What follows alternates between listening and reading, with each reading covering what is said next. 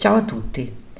Il narcisista perverso è un individuo primitivo che trascorre la sua vita per soddisfare le sue necessità primarie, senza preoccuparsi dei sentimenti altrui. Il narciso perverso non ha alcun interesse per il genere umano e qualsiasi persona in grado di attaccare con le proprie azioni il suo io primitivo è destinata a farsi detestare. L'individuo perverso con personalità narcisistica segue tale criterio. L'io narcisistico non contraddistingue una frustrazione inevitabile ed essenziale per lo sviluppo interiore da un attacco volontario e ostile. Tanto è vero che nella condizione narcisistica qualunque individuo che interferisce con il suo benessere diventa malvagio. In molti casi chi attua la violenza è collegato alla sua vittima mediante un circuito sadomasochistico. Il disprezzo e l'astio che proviene da una ferita narcisistica o da un torto subito è senza eccezione una percezione sgradevole raramente accettabile. Il risentimento e la rabbia diventano un pericoloso cocktail che va ad innescare una forma di ferocia incontrollabile. L'omicida, quando uccide, va a sciogliere il tal rapporto ostile che lo unisce alla sua vittima. Tale brutalità viene messa in atto per diverse motivazioni interiori, come ad esempio per rimuovere uno stato d'animo inaccettabile della psiche.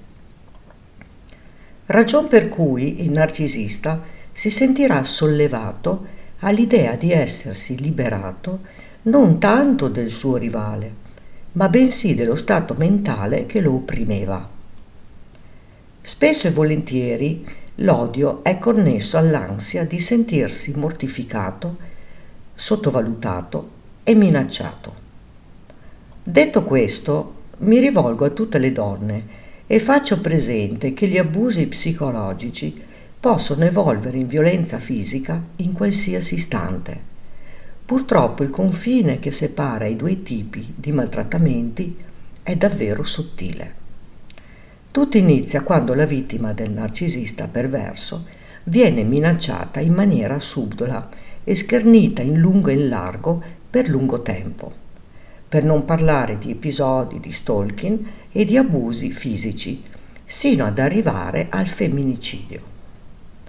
I retroscena di vari crimini nei riguardi delle donne ci insegnano che la parte narcisistica perversa dei killer, prima di percuotere e assassinare la loro moglie o la loro partner, attuavano una vera e propria tortura psicologica sulle loro vittime, che poteva protrarsi per mesi e addirittura per anni. L'indole narcisistica perversa del criminale raramente emerge prima dell'omicidio, poiché grazie alle maschere che indossa, spesso e volentieri viene descritto dai vicini, dai parenti e dai conoscenti come persona affabile, gentile e sempre disponibile verso gli altri.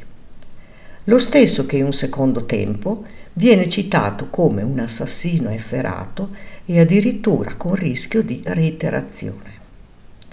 Sfortunatamente non esistono guide, testi, pareri o organismi di comunicazione che possano istruire una vittima di manipolazione psicologica su come riuscire a indebolire il suo carnefice, al fine di poterlo riconoscere e allontanarlo il prima possibile dalla propria vita.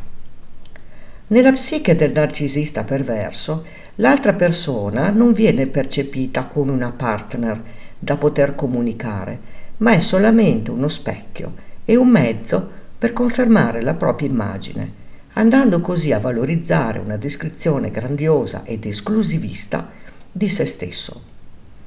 Disgraziatamente il narciso e la sua compagna sono entrambi incapaci di comprendersi l'un l'altro, nonché prigionieri dell'idea che la loro sia una relazione basata sull'amore, quando in realtà non è altro che una proiezione raccapricciante dell'impotenza di amare una persona dentro ad una realtà psicologica differente, ovvero piacevole, affine e validata da progetti comuni. Noi donne dobbiamo diventare più consapevoli del pericolo che andiamo incontro frequentando gli individui con personalità narcisistica perversa. Abbiamo il dovere verso noi stesse di chiudere un rapporto già alle prime avvisaglie, ascoltando il nostro sesto senso che non sbaglia mai. Quando percepiamo quelle strane sensazioni, quei campanelli di allarme che ci avvisano sempre, dobbiamo allontanarci subito da queste persone tossiche, senza perdere tempo a giustificare ogni loro comportamento. La dipendenza affettiva è disastrosa perché ci fa credere che il tal soggetto è l'uomo della nostra vita e dopo vari equivoci ci ritroviamo impigliati in una relazione devastante, se non addirittura pericolosa per la nostra vita. Dobbiamo imparare ad amarci in primis e a star bene in compagnia con noi stesse. Ci dobbiamo bastare e renderci conto che non abbiamo bisogno di nessuno. Mai appoggiarsi agli altri, perché se si spostano noi cadiamo e ci facciamo male. Ve lo dice una che di dipendenza affettiva ne aveva da vendere, ma ho imparato a mie spese a rispettarmi, dopo essere caduta a terra senza una dignità per molti anni. Mi sono rialzata e ho guardato in faccia la realtà. Mi ha fatto molto male. Sono entrata nella disperazione più totale, ma valeva la pena guarire. Lo dovevo a me stessa. Devi smetterla di essere innamorata di quella parte di lui che in realtà sei tu. Credimi, se ce l'ho fatta io, dipendente affettiva, puoi farcela anche tu. Ora posso confermare che ogni giorno provo gratitudine per la vita. Lascia una tua testimonianza, è importante per tutte noi.